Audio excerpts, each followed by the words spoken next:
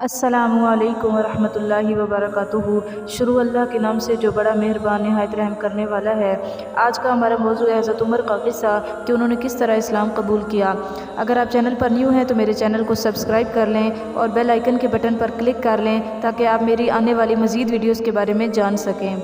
حضرت عمر رضی اللہ عنہ جن کے پاک نام پر آج مسلمانوں کو فخر ہے اور جن کے جوش ایمانی سے آج 1300 برس بعد تک کافروں کے دلوں میں خوف ہے، اسلام لانے سے قبل مسلمانوں کے مقابلہ اور تکلیف پہنچانے میں بھی ممتاز تھے۔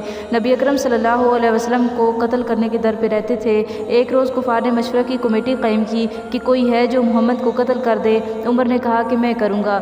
لوگوں نے کہا کہ بے شک تم ہی کر سکتے ہو۔ عمر تلوار لٹکائے ہوئے اٹھے اور چل دیے۔ اسی فکر میں جا رہے تھے کہ ایک صاحب قبیلہ زہرہ کے جن کا نام حضرت سعد بن ابی وقاص تھا ملے۔ انہوں نے پوچھا کہ عمر کہاں جا رہے ہو؟ کہنے لگے کہ محمد صلی اللہ علیہ وسلم کے قتل کرنے کی فکر میں ہوں، نعوذ باللہ۔ سعد نے کہا کہ بنو ہاشم، بنو زہرہ اور بنو عبد مناف سے کیسے مطمئن ہو گئے؟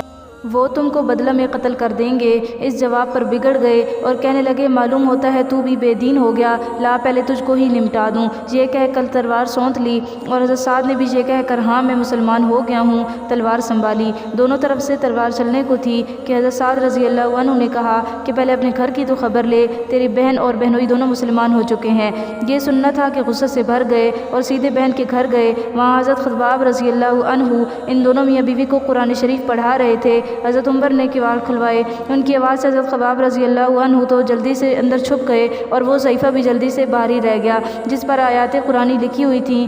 حضرت عمر رضی اللہ عنہ کی بہن نے دروازہ کھولا۔ حضرت عمر کے ہاتھ میں کوئی چیز تھی جس کو بہن کے سر پر مارا، جس سے سر سے خون بہنے لگا اور کہا کہ میں اپنی جان کی دشمن، تو بھی بددین ہو گئی۔ اس کے بعد گھر میں آئے اور پوچھا کہ کیا کر رہے تھے اور یہ آواز کس کی تھی؟ بہنوئی نے کہا کہ بات چیت کر رہے تھے۔ کہنے لگے کیا تم نے بھی اپنے دین کو چھوڑ کر دوسرا دین اختیار کر لیا؟ بہنوئی نے کہا کہ اگر دوسرا دین حق کو تب یہ سننا تھا کہ ان کی داڑھی پکڑ کر کھینچی اور بے تحاشا ٹوٹ پڑے اور زمین پر گرا کر خون مارا۔ بہن نے چھڑانے کی کوشش کی تو ان کے منہ پر ایک تماچا اس زور سے مارا کہ خون نکل آیا۔ وہ بھی آخر عمر ہی کی بہن تھی۔ کہنے لگی کہ عمر ہم کو اس وجہ سے مارا جاتا ہے کہ ہم مسلمان ہو گئے۔ بے شک ہم مسلمان ہو گئے ہیں، جو تجھ سے ہو سکے تو کر لے۔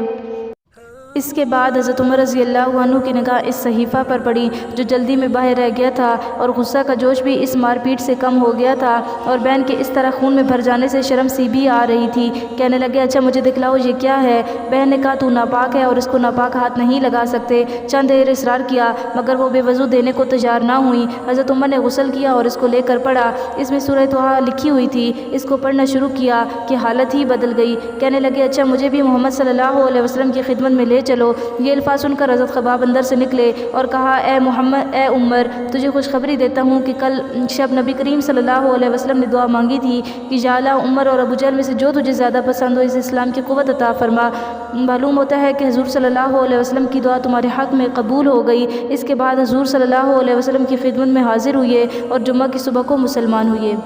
ان کا مسلمان ہونا تھا کہ کفار کے حوصلے پست ہونا شروع ہو گئے، مگر پھر بھی یہ نہایت مختصر جماعت تھی اور وہ سارا مکہ بلکہ سارا عرب، اس لیے اور بھی جوش پیدا ہوا اور جلسے کر کے مشورہ کر کے ان حضرات کو ناپید کرنے کی کوشش ہوتی تھی اور طرح طرح کی تدبیریں کی جاتی تھیں۔ تاہم اتنا ضرور ہوا کہ مسلمان مکہ کی مسجد میں نماز پڑھنے لگے۔ حضرت عبداللہ بن مسعود رضی اللہ عنہ فرماتے ہیں کہ عمر رضی اللہ عنہ کا اسلام لانا مسلمانوں کی فتح تھی اور ان کی ہجرت مسلمانوں کی مدد تھی اور ان کی خلافت رحمت تھی۔ سبحان اللہ۔